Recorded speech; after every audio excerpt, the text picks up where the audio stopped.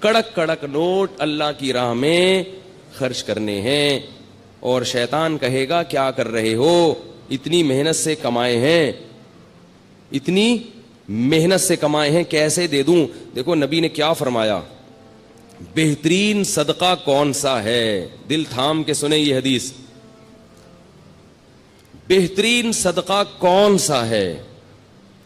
فرمایا تأمل الغنا وتخشى الفقر، وہ صدقہ کہ رقم خرچ کرنے کے وقت تمہیں یہ خیال ہو کہ اگر میں نے یہ پیسے خرچ نہیں کیے تو ان پیسوں سے مزید پیسہ بنا سکتا ہوں، ان پیسوں سے مزید پیسہ بنا سکتا ہوں۔ تأمل الغنا، امید غنا کی کہ یار یہ اگر میں نے روک لیا نا تو ایسے مواقع آئیں گے جن میں انویسٹ کر کے نوٹ پہ نوٹ چھاپ لوں گا، تو اس پیسے سے انسان کو زیادہ محبت ہوتی ہے۔ دوسری چیز اس میں یہ ہو، تخشى الفقر، اگر ابھی خرچ کیا تو موجودہ حالت سے نیچے بھی آ سکتا ہوں، صرف امیدیں نہیں ہیں، خطرات بھی ہیں۔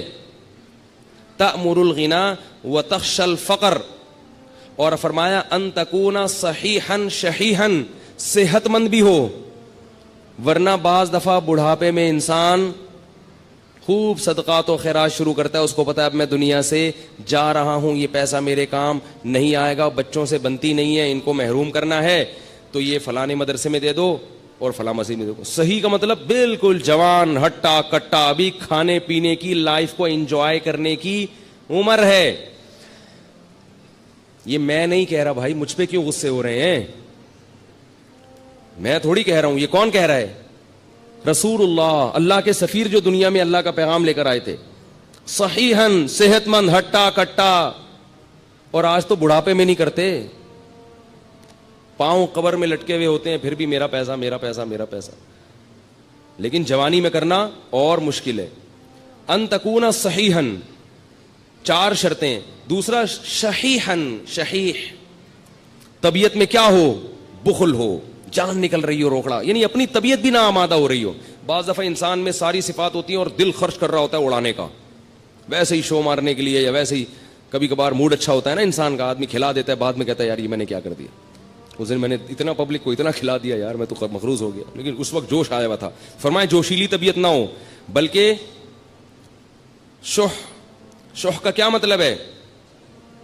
اندر طبیعت میں انقباض پیدا ہو رہا ہو، طبیعت یار کیا، جیسے نوٹ نکلتے ہوئے ایسا لگ رہا ہو جیسے کوئی کھال نکال رہا ہے، آپ کی کوئی کھال ادھیڑ رہا ہے، ایسے نوٹ ادھڑ رہا ہو۔ فرمایا یہ جو 4 صفتیں جس صدقے میں پائی جائیں گی، اس سے بہتر صدقہ بولو بھائی کوئی بھی نہیں۔ اور ہمارا صدقہ کیا ہوتا ہے؟ یہ والا نوٹ دے رہے ہیں کیونکہ یہ ویسے ہی اضافی ہے، اس میں کوئی کاروبار تو میں کر نہیں سکتا، ٹھیک ہے نا۔ نمبر 2، اتنا زبردست مولوی صاحب کا بیان سنے ایک دم جوش پیدا ہو گیا ہے، اور مولوی صاحب نے بتایا تھا کہ یہ صدقہ کرو گے تو گھر میں وہ جو بلا ہے نا وہ ٹل جائے گی، ساس کا انتقال ہو جائے گا، اللہ نہ کرے، بعض لوگوں کے لیے ساسیں بلائیں ہیں، یا کسی کی ساس ٹھیک ہو جائے گی، بھائی وہ پریشان تھا، ساس ٹھیک کرنا چاہتا تھا، ٹھیک ہو جائے گی، تو یہ سب ہو جائے گا۔ ہم جو صدقے کرتے ہیں نا، اللہ کو تو راضی کرنا مقصد ہی نہیں ہوتا، بلائیں ٹالنا مقصد ہوتا ہے، وہ بھی ٹھیک ہے، بلائیں بھی ٹلتی ہیں، بلائیں ٹالنے کے لیے بھی کرنا چاہیے، لیکن پہلی چیز کیا ہونی چاہیے؟ اللہ کی رضا، اللہ خوش ہو جائے، اللہ مجھ سے آخرت کے عذاب کو دور کر دے، میں آج لوگوں کی حاجت پوری کروں گا، اللہ کل قیامت میں میری حاجت پوری کر دے۔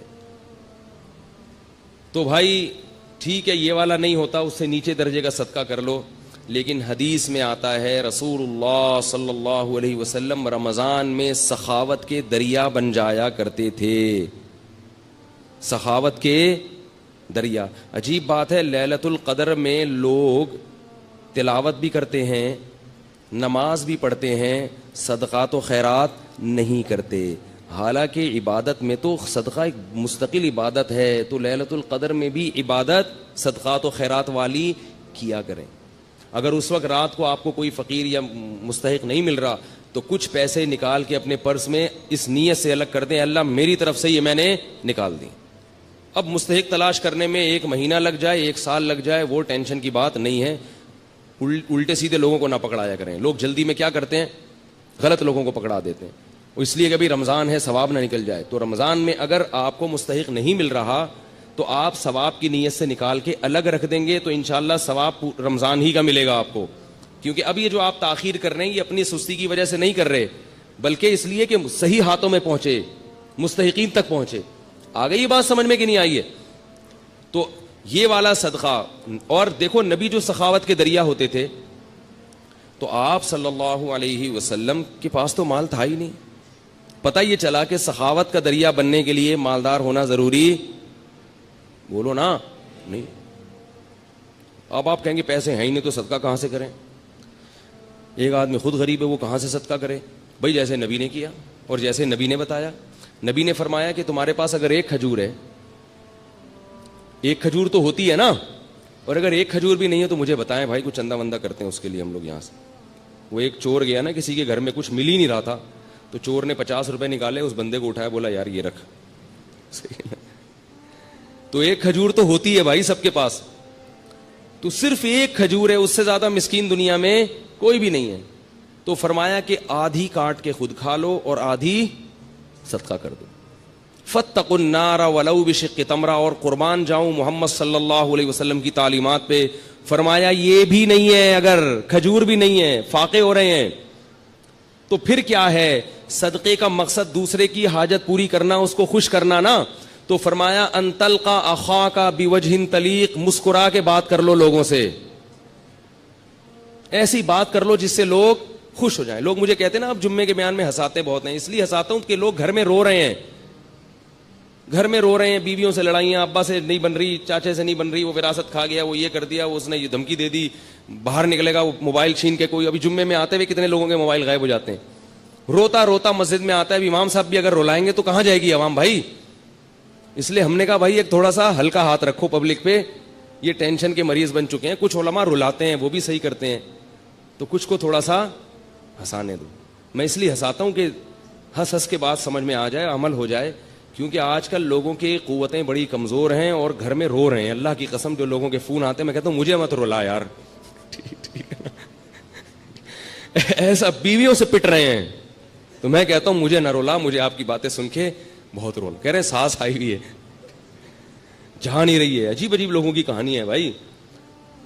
ایک صاحب نے کہا میں نے شادی کی ہے, میری بیوی نے اپنی ماں کو میرے گھر لا کے بٹھا دیا ہے, ہل ہی نہیں رہی ہیں, سارے خرچے میں اٹھا رہا ہوں. میں نے کہا ان کے بیٹے نہیں, کہہ رہے بیٹے ہیں پھر بھی نہیں. تو عجیب عجیب لوگوں کی کہانیاں. اللہ تعالیٰ معاف فرمائے. اللہ سے شکر ادا کرنا چاہیے کہ اللہ تو نے ہمیں بھی اچھی سانسیں ملی ہیں الحمدللہ. اتنی ایسی نہیں ہے بھائی, اللہ کا شکر ہے یار. ہمیں تو محبت ہونے لگتی ہے اپنے سسرال والوں سے.